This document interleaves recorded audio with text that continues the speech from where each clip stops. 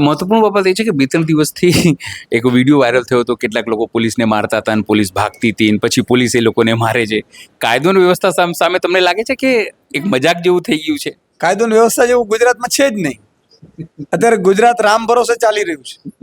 તમે વિચાર કરો કે ઠેર ઠેર ઠેકાણે વિડિયા આવે, માથાકૂટો થાય, સમાજો ઝઘડે, આ બધું થઈ કેમ રહ્યું છે? અચ્છા, બોમ્બથી ઉડાવીને ધમકીઓ મળે, વિધાનસભામાં આવી ગયો તો બોલો. મને તો વિચાર ધારાસભ્યની ચિંતા થઈ ગઈ તરત, મુખ્યમંત્રીની ચિંતા થઈ ગઈ, મને ગૃહમંત્રીની ચિંતા થઈ ગઈ. યાર, ગૃહમંત્રી મારા ત્યાં જ બેઠા છે. અરે આપણે ત્યાં સ્કૂલો ઉડાડે, હોસ્પિટલ ઉડાડે, ધમકી મળે. સાહેબ, આ લોકોને શાસન કરતા આવડતું નથી. આપે 24 કલાક, પછી ભલે કોઈ ધમકી આપી લે ગુજરાતમાં, ચરકલો ન ફરકવા દઈએ.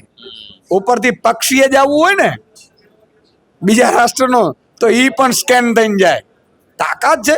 નબળી નેતાગીરીમાં શું લેવાનું હોય?